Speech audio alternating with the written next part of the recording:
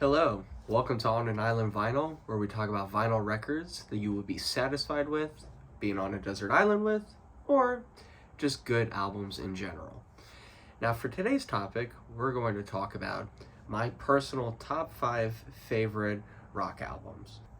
Now this could be under the category of classic rock, psychedelic rock, prog rock, any one of those genres, even modern day rock. The last album may be a little bit of a surprise, but we'll see. So without further ado, let's start the countdown. For number 5, I have George Harrison's The Concert for Bangladesh.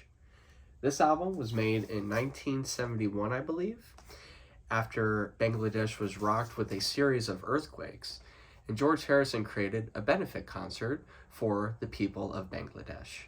In this lineup, we have Ringo Starr, Billy Preston, Leon Russell, Eric Clapton.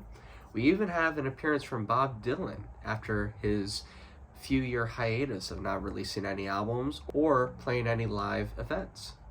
One of my favorite intros to any live album is this one. It is Wah Wah, and it is just a killer song. Now, a lot of these are on All Things Must Pass, which is also a very great album by George Harrison. But the live version of Wah Wah and Bangladesh really stomp the studio albums, in my personal opinion. Beware of Darkness is also a fantastic song, and he also does a version of Something on here that sounds really good as well. In this cool little box set, we have 3 discs, and we also have a little booklet. The first 2 sides are kind of avant-garde type of listening, which it's okay, it's not terrible, but the actual music that George Harrison produced is incredible on here. Now, as you can see from the booklet, it has the same cover, just in white, and on the back is a cool little picture of a guitar and a few stamps. Now in this booklet, it kind of explains what was going on with Bangladesh, while also showing us the set list, which I will tell you now. So they have My Sweet Lord, Awaiting on You All, or That's the Way God Planned It, It Don't Come Easy, which is a Ringo Starr song, Beware of Darkness, While My Guitar Gently Weeps, Hard Rain's Gonna Fall, Here Comes the Sun, Jumpy Jack Flash, Just Like a Woman, Something, Bangladesh, Blowing in the Wind, It Takes a Lot to Laugh, It Takes a Train to Cry. I mean, this is just a killer set list. Couldn't be happier with this album. I highly recommend it. I'm pretty sure it is on Apple Music, and if not, then it is on YouTube. There are some songs that are omitted because of copyright reasons, but for the most part, you will be able to find this whole entire album. Alright, so for number 4, it is Yes's self-titled album, the Yes album. On this, we have Yours Is No Disgrace, The Clap, Starship Trooper, I've Seen All Good People, Adventure, and Perpetual Change. My personal favorite song is Starship Troopers, which takes you on a journey for 9 whole minutes. There's a great beginning, interlude, and just crazy amazing prog sounds. In the middle is kind of a folky interlude, I guess you could say, which kind of brings it down, kind of like you're on a roller coaster. It takes you up and takes you down. And then the ending is probably one of my top 5 favorite endings to any song of all time. It starts off with just this quiet electric guitar doing this one riff over and over. And then you soon hear like drums come in and bass and another guitar. And at the end is this rockin' guitar solo that just blows it out of the water. I mean, you would think that for a 1970s prog rock band that they would do some like very avant-garde stuff, but man, this is like in the pocket. It is so good. Highly recommend this album. If you haven't listened to it, please listen to Starship Troopers. It is one of my favorite songs of all time. For number 2, we have Axis Bold as Love. This is Jimi Hendrix's second studio album, and it is just a great overall listen. Every song is great on here. It's not too long compared to Electric Ladyland, which I really do love, But as a sitting down listening album, it doesn't take up a lot of your time. Personally, my favorite song on here is the title track, Axe as Bold as Love. We have other songs like If 6 Was 9, Spanish Castle Magic, One Rainy Wish, and Bold as Love being my personal favorite song, right? It's not necessarily the title track since there's no Axe as Bold as Love, but still it is an incredible song. Now, there's actually a version of Bold as Love that I prefer a little bit more than this actual album version. There is a instrumental that they did at Electric Ladyland Studios, and if you just go on Google, Spotify, or Apple Music and type in Bold as Love instrumental, it's a purple looking album, and it's a bunch of different compilations, but that specific song is fantastic. There's 3 people on that whole album, and it sounds like there's 5 or 6. And I kind of have a theory about that.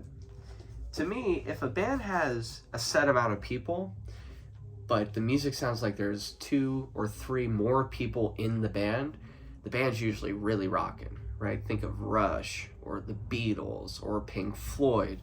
I mean, these bands were either trios or quartets, man, and they just can dominate the music space. They just sound so good. And yeah, no other thing to be said about that than just it's a killer album. This may be controversial, but this is probably my favorite rock album of all time. And you might be thinking, well, when I look at it, it's not too controversial, I guess. But with all the albums that every rock band has made, there are certainly ones that are up on par with this one. But personally for me, this is just, there's not a better album in my eyes. And it is Wish You Were Here. This album has 5 songs on it, and it lasts for about 43 minutes or so. And this album takes you on a journey. Now, you could easily say, well, what about Metal? What about Dark Side of the Moon? What about Animals? What about The Wall? Great albums. Don't have any complaints.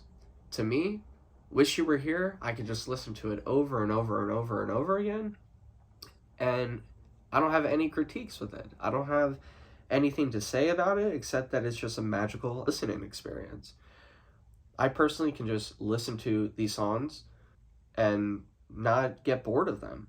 You know, when you listen to The Wall or you listen to some parts of Metal or Animals or even Dark Side, there are parts that could get stale after a ton of listens, multiple listens over a period of time.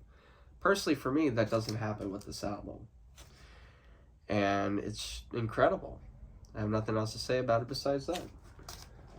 For my last album, it's not my favorite, but certainly when I show this compared to the other 4 I just shown you, you'll be surprised, I feel like. And that is Radiohead's OK Computer. You have 12 songs on here.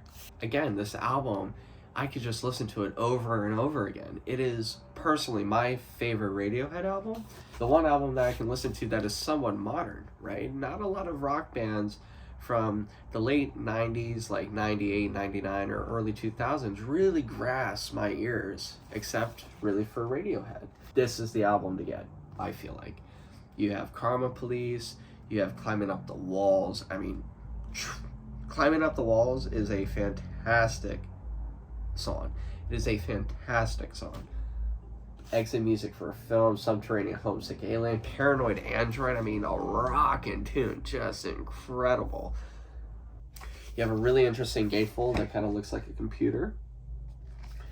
And the actual albums themselves come with 2 discs with about 3 songs on each side. And that's it for my personal top 5 favorite rock albums. Make sure you guys put these on your playlist because I'm telling you, it is just a killer set of 5 rockin' albums. And plus, some of these you can just sit down and relax to. One song that comes to mind is Welcome to the Machine, which has no drums in it at all. It has cymbals and timpani by Nick Mason. That's it. And it is a great song to just sit down and let it take you. You know, it's kind of like the sleeping drug when you go in for surgery and They inject you with it and you fall asleep. It's like that. It takes you on a wave, man. You're like a boat in the ocean, just enjoying the ride, right? And I'll be saying that analogy a lot more because I feel like these albums should be heard. Obviously, Wish You Were Here is such a popular album. Obviously, Axl's Bold as Love is great. But some of these I feel like are a little bit unknown to the untrained ear, which is, again, the whole point of this channel. I want to just showcase all of this music.